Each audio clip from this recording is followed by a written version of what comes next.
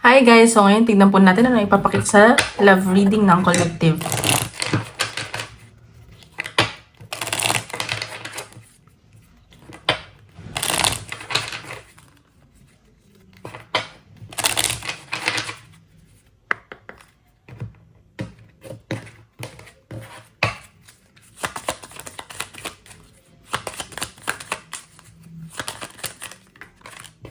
Unplug. So, sa nakikita ko dito, parang gusto mo na mag-disconnect sa person mo. And gusto mo na mapag-isa, magbakasyon, pumunta sa mga nature, ganyan. And parang nakikita ko na gusto mo na mag-unwind. Ayan o, sinosurrender mo yung situation nyo, yung connection nyo ng person mo kasi nabibigatan ka na. And gagawa ka ng shadow work, ganyan. And sa nakikita ko, vocal ka eh. And siguro alpha ka. And may babaguhin ka sa sarili mo. So, baka mag-exercise ka, magpapaganda ka, ganun. Ayan. So, rescue. May isang tao dito na parang willing tumulong sa sitwasyon mo. Ayan. So, paalala lang po, hindi po lahat ay makaka-resonate. So, take what resonate and leave what doesn't. And don't forget to hit like and subscribe para po updated kayo sa videos na i-upload ko. And kung gusto po nyo po magpa-private reading, message lang ako sa Facebook or Instagram, nasa description box below, okay? Natin, love reading ng collective. Love reading ng collective.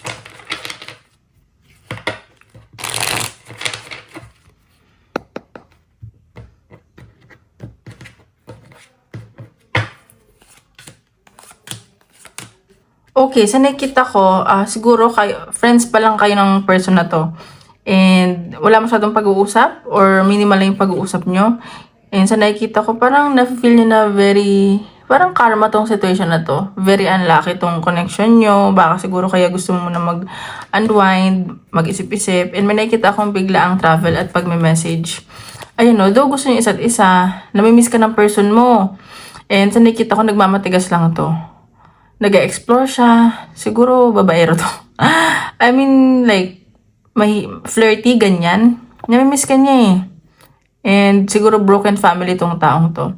Meron sa inyo nagkakagusto na isa, siguro mas mataas yung rango nito or mas mataas yung katungkulin niya.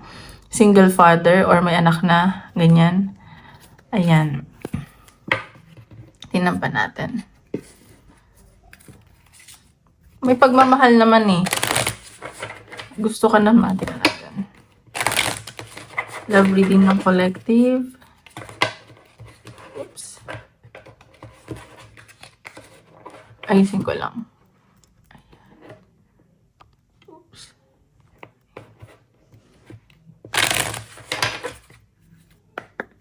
Love reading ng collective.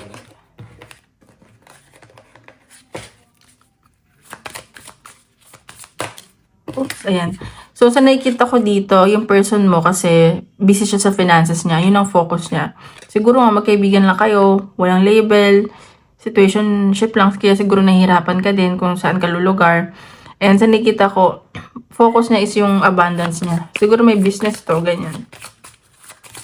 May swerte din ako nakikita na paparating sa'yo. Love reading ng collective.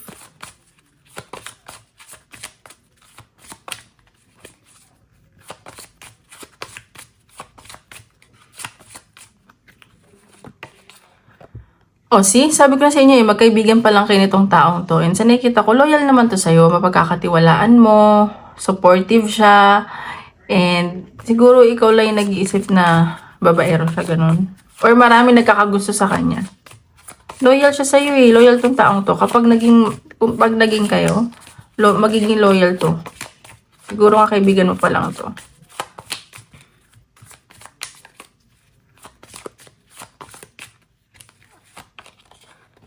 See? Ayan. So, sa nakikita ko dito, parang napanghihinaan lang to ng loob. Kailangan niya ng courage para humarap sa'yo. And, nakikita ko parang, nakikita ka niya as very powerful, ganyan. And, leader type. Yun nga pinaprotektahan niya din yung finances niya. May matatanggap kang regalo or message dito, nag-overthink ka. Napapasaya mo tong taong to. At ikaw din. And very flattered tong taong to kasi naalala mo siya, ganyan. And connected kayo spiritually and from past life. Ayan, may nakita akong happiness and abundance sa inyo. Tingnan pa natin. Tago natin ito para hindi magulo yung cards.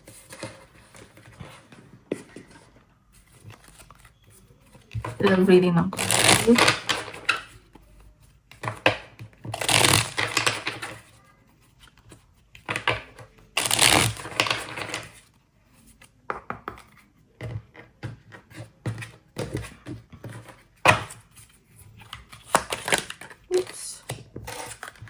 See? May blessings na paparating sa connection nyo. And blessing ka para sa taong to. And sa nakikita ko na na-enlighten mo siya. May mga nare-realize siya. And naayos niya yung well-being niya dahil sa'yo. Ganon. Wish fulfillment ka para sa kanya. Kahit magkaibigan lang kayo. Medyo stubborn lang tong taong to. Ma-pride, ganyan. And ayaw niya yung kinokontrol siya. Ayun. So, parang naririndi kasi siya pag ninanag siya. Ganon. Nagger ka ba? Or hindi naman. Ayan no, may new beginning. And sa nakikita ko baka may problema rin doon sa pamilya. Kaya ayaw mo na niyang makipag-usap. Ayan no, nag-i-stalkan kayo, namimiss niyo isa't isa. And siguro magkalayo kayo, separated kayo. Ano ba to? Hindi separated like break up pa. Like hindi kayo magkasama. Ayan, sinasabi sa'yo dito na mag-self-love ka muna. I-heal mo muna yung sarili mo kasi mas lalong ma-attract tong taong to. Huwag kayong maghahabol, ganyan. See, may pride tong taong to eh. So, ayan, enjoy with your friends muna. Magkaibigan muna kayo. Friend mo talaga to. Ayan, loyal to sa'yo. And pinagkakatiwalaan ka nitong taong to. Kailangan lang niya maging honest, ganun. Okay, so tingnan pa natin ano papakita sa connection. Love reading ng collective.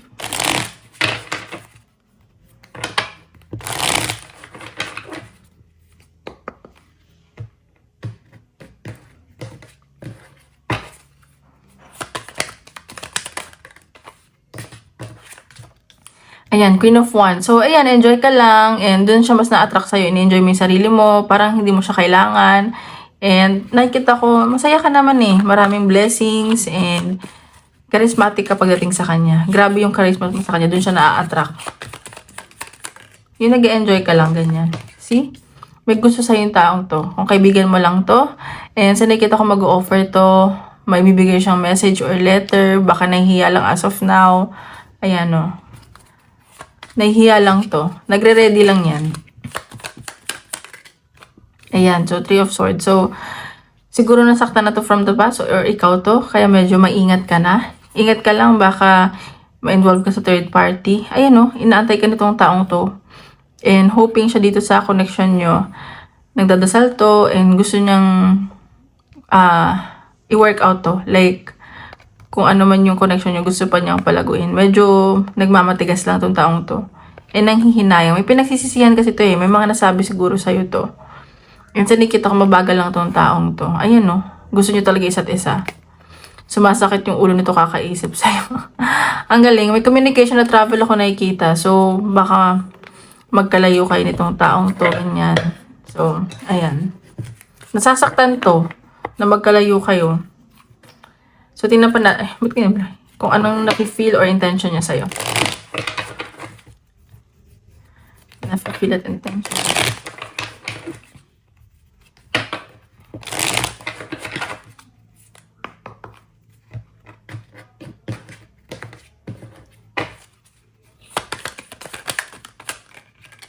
Nine of Pentacles. So, stability. Gusto niya ng stability.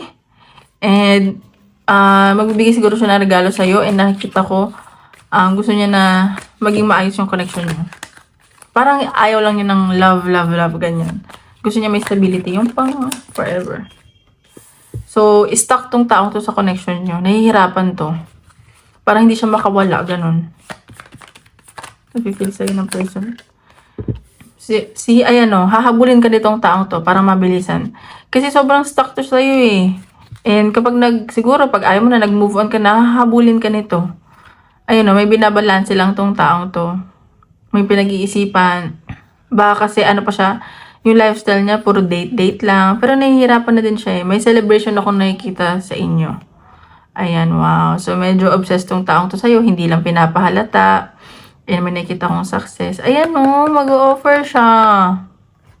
Mag-o-offer siya. And meron pa isang tao dito na nasasaktan. Medyo ma-pride tong taong. Dalawa ka connect mo. Nasasaktan. Ayan. So, tingnan pa natin.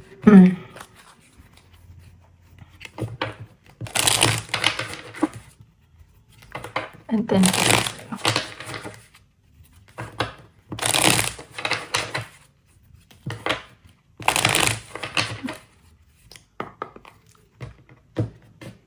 dapat pala 6 cards. Attention. Ayan, no. High Priestess. So, sa nakikita ko, nahihirapan kasi siya very unpredictable ka para sa kanya. So, fina-follow niya intuition niya. Hindi niya alam kung ano yung next move niya. Kasi very unpredictable ka. Ayan, no. Page of Pentacles. So, gusto niya mag-offer sa'yo, pero unti-unti. Ganyan. Parang dadahan-dahanin niya. Slow move. So, 2 of Cups. May nakikita akong partnership sa inyo. Gusto niyo isa't isa. And, magbibigayan kayong dalawa dito. May partnership talaga. Ayun, may new beginning na paparating sa inyo. Wow! So, marami lang tong options kasi, pero ikaw yung nakikita niya, like, na potential talaga. Kumbaga, ikaw yung number 1 sa listahan niya. May kadil pa tong iba. Siguro, someone from the past. Ayan. So, nag-iisip-isip tong taong to. Ayan. Mabagal lang siya. And sa nakikita niya kasi, nasa iyo na lahat. Ganun. Tingnan pa natin ano pa dapat malaman sa person niya.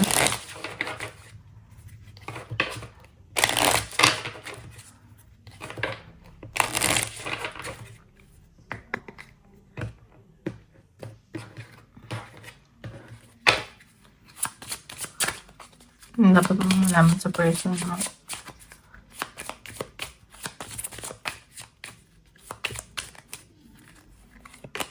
Earth sign. So, baka kadil mo is Taurus, Virgo, and Capricorn.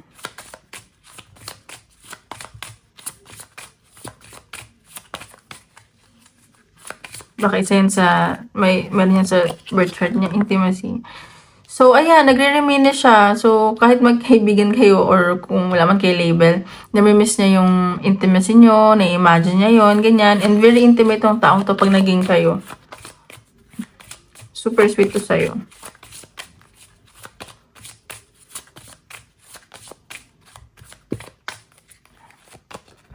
See? Babalik tong taong to. So, expect to hear from them soon. So, magme-message siya or tatawag siya.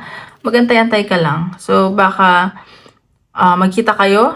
Kung hindi man to moving on with them, baka magkita kayo very soon. Ayan. So, date 9 see? Iyayin ka dito mag-date. Magkikita kayo niyan. Tingnan pa natin. Papakita sa connection nyo.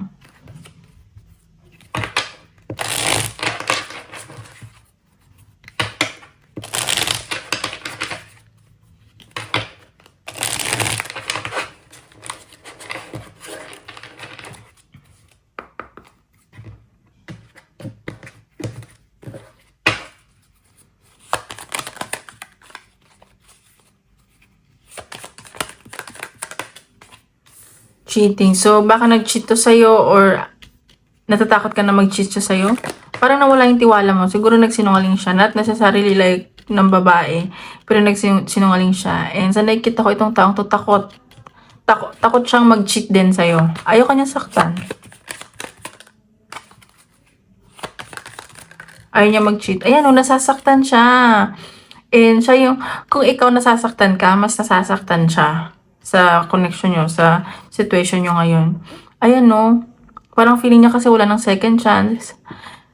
See, magkaibigan lang talaga kayo, guys. Or influences ito if is friends. And meron siyang unhealthy addictions. So, ayan. So, tingnan pa natin ano yung message ay ng person mo. Message ay ng person mo.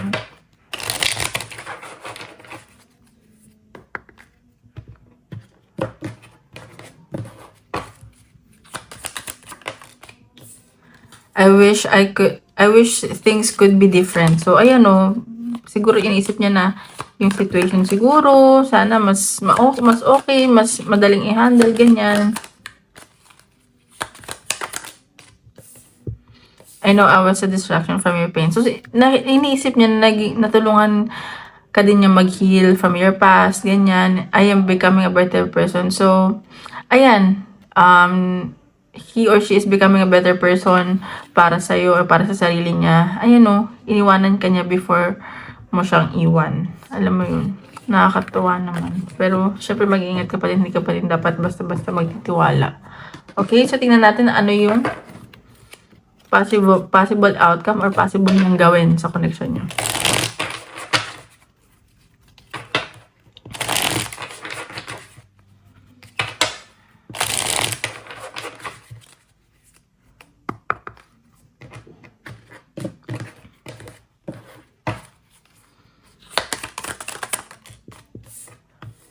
The Empress. So,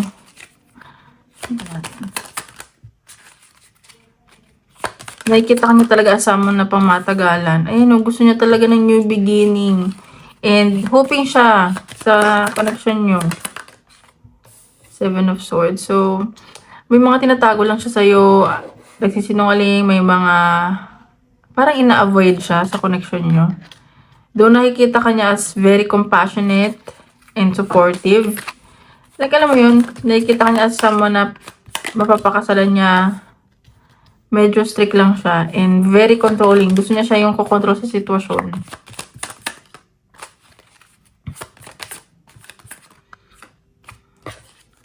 Ano, King of Pentacles. So, mabagal lang talaga tong pagkilos niya. And nakikita ka niya asama na magiging nanay ng mga anak niya. And gusto niya kasi kung magiging kayo or for long term, gusto niya yung stable na kayo. Ayaw niya na yung laro-laro lang. Kasi nakikita ko loyal tong taong to. Kung maging kayo ayan no. May iba pa din paparating sa'yo na iisip din niya na maraming nagkakagusto sa'yo. And nahihil mo yung inner child niya Ayan. So, 5 of Swords. Naguguluhan to. Ang dami lang stress, ang daming conflict sa buhay niya, sa sitwasyon niya. Kaya siguro nahihirapan siya. So, tingnan natin. Message sa'yo ni Universe. Message sa'yo ni Universe.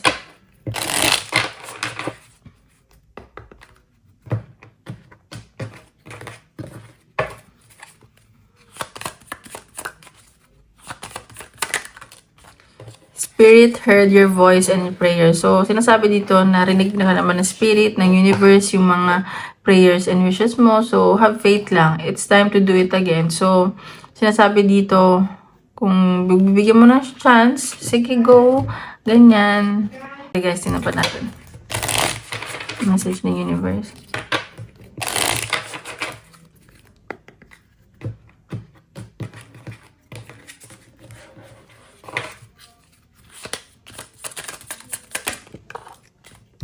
It's an opportunity to overcome obstacles. So, ayan, siguro may mga kailangan pa kayo ayusin sa buhay ninyo and deserve mo naman daw ang mga blessings na paparating and opportunities. So, huwag ka masyadong magmadali.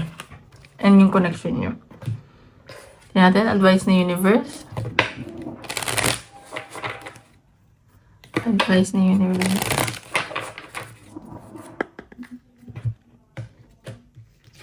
Oops.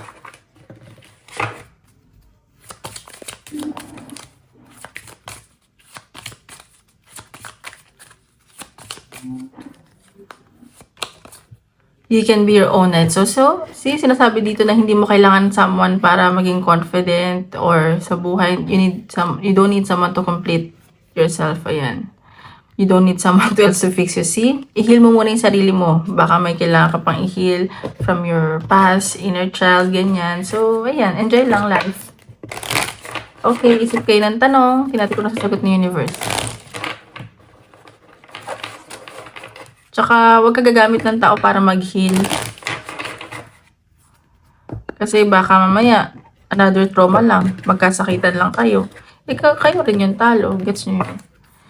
Tingnan pa natin. Isip kayo ng question. Tinatin ko na sasagot ni Universe.